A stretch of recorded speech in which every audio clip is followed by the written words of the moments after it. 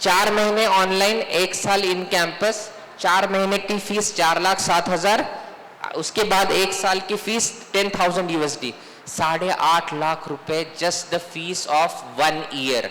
Cost of living उसकी 11 लाख के करीब आती है। 11 + 8 18 लाख रुपए प्लस ऑनलाइन के 4 लाख रुपए, 22 लाख रुपए में 22 लाख रुपए में आप यूएस से मास्टर्स ले सकते हो। Our visa success ratio is more than 97%, right?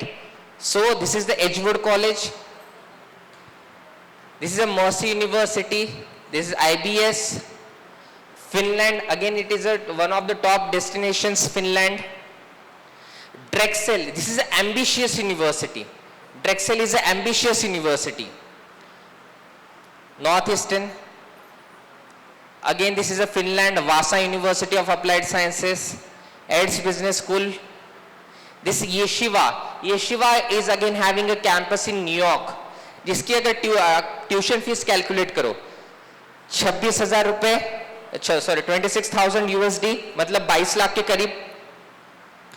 Cost of living आएगा 12 से 14 लाख रुपए, मतलब near about less than 40 lakh rupees में आपका top notch university in US में आपका 2 साल का मास्टर्स, प्लस सबसे इंपॉर्टेंट होता है आप वो डिग्री कंप्लीट करने के बाद कितने ड्यूरेशन के लिए उस कंट्री में रह रहे हो। How much it is? 36 months, 3 साल का आपको पोस्ट स्टडी वर्क वीजा मिल रहा है। मतलब यूएस में मैं 8 महीने ऑनलाइन, 1 साल इन कैंपस करने के बाद जब मैं जा रहा हूं, उसके बाद 3 साल के लिए मैं उस कंट्री में रह के जॉब कर सकता हूं, right? Again this is one of my favourite, IU Germany. Germany is the best. अगर इकोनॉमी वाइज देखा जाए, GDP, India is currently the 5th largest economy of the world, इतना तो पता है। विच आर द 4, पहले ऊपर के 4 कौन से हैं? Number 1 is US, number 2 is China, right? Number 3 Japan, number 4 is Germany, number 5 is India. Now Germany is jumping towards the number 3 and India is trying to become the number 4. तो Germany में the capital of Germany is Berlin, right? And that Berlin is, if you can Google, तो it is the capital of startups. जैसे यहाँ पे India में हमने start किया startup India, right? तो इंडिया में से थोड़े थोड़े एंटरप्रेन्योर्स आ रहे हैं, but for the world, Germany's Berlin is called as a capital for startups. Again, this is Haga Helia, University of Massachusetts, Dartmouth, Drexel University. There is a long list of the universities. What I want to make a point is here is that आपको इन 4 सवालों के अगर जवाब properly आते हैं कि मुझे कितना खर्च करना है, मुझे कितना टाइम देना है, मुझे PR चाहिए क्या, परमानेंट रेसिडेंटशिप चाहिए क्या उस कंट्री में, और मुझे कितनी सैलरी कमानी है, इन 4 क्वेश्चंस के आंसर देने पर आई विल बी एबल और more than happy to answer you कि आपके लिए बैचलर्स या मास्टर्स के लिए कौन सी कंट्री, कौन सी यूनिवर्सिटी, कौन सा कोर्स बेटर रहेगा, राइट? क्योंकि ये कॉमन वाला क्वेश्चन नहीं है, हर एक का करियर गोल अलग है, हर एक का फिनेंशियल कंडीशंस अलग है। इसके लिए एंड टू एंड लोन्स भी हम प्रोवाइड करते हैं, right? We are having near about 18 loan partners, ICICI, Axis, HDFC से लेके Avanse, Credfair, all online plus offline के loan partners we are available in Nagpur. यहाँ पे SBI मेन ब्रांच के साथ हमारा कनेक्ट है, यूनियन बैंक के साथ कनेक्ट है, right? So you will not be having any problem. ये हो गया मैनेजमेंट और टेक्निकल का। Now coming to the MBBS, जिन लोगों को नीट में क्वालिफाई तो हो जाते हैं लेकिन गवर्नमेंट कॉलेज नहीं मिलता है, I will tell you the statistics. पूरे इंडिया में गवर्नमेंट प्लस प्राइवेट मिला के MBBS की सीट्स नियर अबाउट 1.5 लाख हैं, और अप्लीकेंट हर साल बढ़ रहे हैं। इस साल नियर अबाउट 12 से 12.5 लाख के बीच में एप्लीकेशंस थे। मतलब ऐसे कितने बच्चे हैं जिन लोगों को they are aspiring for the MBBS but they haven't got, near about 10 lakh लोग।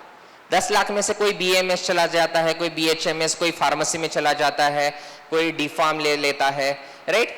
अब इसमें से those who are willing to fly to the countries like Russia, Kyrgyzstan, Kazakhstan, we are having the tie-up with near about 29 countries, right, including US as well, right। और उसके बाद India में आने के बाद you have to prepare for the from the next year there will be next NEXT एक next exam होगी, जो इंडिया से भी आप MBBS करोगे या अब्रॉड से भी अगर आप MBBS करके आओगे तो you have to clear one entrance exam of the Indian medical association IMA, जिसको कहा जाएगा नेक्स्ट। उसकी भी preparation we will be doing the online. वो रेंज रहती है from the there are some universities in the European countries, Russia में वगैरह, विच आर रेंजिंग कंप्लीट 5.5 साल का MBBS होता है अब्रॉड में। The fees would be ranging from 24 lakh rupees to 40 lakh rupees for the complete 5.5 years of the course. And every year on an average 6 से 7 लाख रुपए का होता है एक्सपेंडिचर होता है। मतलब इंडिया में अगर मैं प्राइवेट इंस्टीट्यूशन भी मैं टारगेट करता हूँ, राइट, MBBS के लिए, आई have to pay more than 70-80 lakh rupees. In Nagpur there are some colleges जिसमें लास्ट ईयर की MBBS की आखिरी एडमिशन 1.2 CR पे क्लोज हुई थी, right. So other than this there are many those who are approaching us कि अगर हम रशिया में 5.5 साल का 25-30 लाख रुपए में MBBS करके आते हैं और नेक्स्ट क्लियर करते हैं तो they are going to get the rights as the common doctor in India. And the best part is that we are having the direct tie-up with the Philippines University, right? You can directly go to the Philippines as well.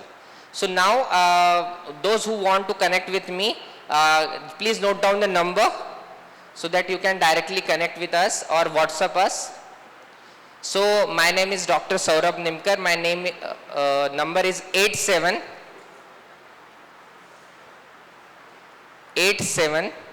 6600 876600 2031 876600 2031। You can just WhatsApp your resume. आप आपका resume भेज सकते हो। आपका अगर 12th का score आ गया है तो 12th का स्कोर कार्ड भेज सकते हो। We will be get in touch with you कि आपका प्रोबेबल कॉलेजेस कौन से हो सकते हैं, ठीक है। So if anybody of you are having any questions, I am available just for 10 to 15 minutes for next here. And और जिससे मैं निवेदन करता हूँ कि अगर मैं 10-15 मिनट के लिए यहाँ पे हूँ, अगर बच्चों का आप जैसे नंबर दे दिया है, they will connect with me. कोई गवर्नमेंट स्कीम्स हैं क्या? So there are so many government schemes. जैसे स्टेट गवर्नमेंट, यहाँ पे आपने अंबाझरी रोड पे देखा होगा, SC, ST, OBC, इनके लिए every year UG, PG, PhDs के लिए स्कीम्स होती हैं। मैक्सिमम 250 बच्चों के लिए भेजते हैं लास्ट ईयर। लेकिन उनका क्राइटेरिया है। क्राइटेरिया क्या है? देयर आर सम रैंकिंग्स, जैसे वर्ल्ड में QS और THE रैंकिंग होती है, राइट। टॉप 200 QS रैंकिंग का अगर ऑफर लेटर बच्चे के पास है, राइट, वो ऑफर लेटर जाके देयर इज अ विंडो, वो फरवरी मार्च में ओपन होती है विंडो, वहां पे जाके अगर आप अप्लाई करते हो, स्टेट गवर्नमेंट और सेंट्रल गवर्नमेंट दोनों के पास इनके लिए बहुत सारी स्कॉलरशिप्स है। लेकिन उनका जो गवर्नमेंट का क्राइटेरिया है कि आपके पास ऑफर लेटर होना चाहिए, और दैट टू जो उनके वेबसाइट पे यूनिवर्सिटीज लिस्टेड हैं टॉप रैंक, उतनी ही। तो डिफरेंस क्या होता है कि बच्चा एक तो कम मार्क्स वाला होता है तो उसको उस यूनिवर्सिटी में एडमिशन नहीं मिलता, ऑफर लेटर नहीं मिलता। तो ऑफर लेटर मिलता है तो वो उस विंडो के बीच में एप्लीकेशन के लिए नहीं पहुंच पाता। तो उसके लिए भी हम हेल्प करने के लिए रेडी है। अगर आप में से किसी को लोन के लिए या पर्टिकुलरली स्टेट या सेंट्रल गवर्नमेंट की किसी भी स्कॉलरशिप के लिए अगर आप अप्लाई करना चाहते हो, so you can just approach to us कि उसकी विंडो कब रहती है, आपको अप्लाई कैसे करना है, फॉर्म कैसे फिलअप करना है। बट उसके लिए आपका प्रोफाइल स्ट्रांग होना चाहिए। 10th में 75+, 12th में 75+। अगर आप मास्टर्स के लिए अप्लाई कर रहे हो तो बैचलर्स में नॉट मोर देन 4 बैकलॉग्स, 4 से ज्यादा बैकलॉग्स नहीं चाहिए आपके, राइट, एंड ओवरऑल स्कोर आपका ईयर ड्रॉप नहीं होना चाहिए, और ओवरऑल स्कोर आपका नियर अबाउट 7.9 CGPA से ऊपर होना चाहिए for a good universities. Candidate को I-20 मिलने, यूएससी की बात कर रहा हूँ, I-20 मिलने के बाद में बैंक में वो अमाउंट दिखाना पड़ता है ट्यूशन का, Show ट्यूशन money। फीस का। हाँ, लिविंग एक्सपेंसेस की कोई जरूरत नहीं है, तो उसके लिए क्या कर सकते हैं, क्योंकि most of the people they don't have that much sufficient money to show in a bank, तो उसके लिए आप क्या सपोर्ट कर सकते हो? इसमें मतलब दिस इज ओपन स्टेज, तो लीगल इलीगल दोनों है। तो लीगल में क्या होता है कि हम कोलैटरल या नॉन कोलैटरल के लिए जाते हैं। कोलैटरल यानी सिक्योर्ड, नॉन कोलैटरल यानी अनसिक्योर्ड लोन। अगर आपके पास प्रॉपर अच्छी यूनिवर्सिटी में अगर आपका एप्लीकेशन हो चुका है, I-20 अगर आपका say suppose QS ranking top 150 universities में आते हैं, say there are so many banks. Union Bank की वेबसाइट पे जाएंगे तो आपको लिस्ट मिल जाएगी, अप टू 1.1 CR वो नॉन कोलैटरल लोन देते हैं। वो उसका यूटिलाइजेशन आप शो मनी के लिए भी कर सकते हो, आप ट्यूशन फीस के लिए भी कर सकते हो। Anyhow the maximum you can take up to the 1 CR, लेकिन वो यूनिवर्सिटी उसमें फॉल होनी चाहिए। अगर वो नहीं है, वो लो रैंक यूनिवर्सिटी है, तो वैसे वो अमाउंट घटते हुए जाएगा, राइट। वो लोन मिलता है उसके लिए, और उसके लिए दूसरा एक ऐसा तरीका है कि there are some people those who are arranging based on the percentage basis. Sir, loan के पहले की बात है ये I-20 का, लोन तो बाद में सैंक्शन होता है, हाँ, तो सेकंड स्टेज में एडमिशन मिलने के बाद में, लेकिन I-20 जैसा मिलता है तो उसी वक्त वो उनको अकाउंट में पैसा देना पड़ता है, सॉल्वेंसी सर्टिफिकेट लेना पड़ता है, तो उस वक्त बहुत परेशानी आती है कि हेवी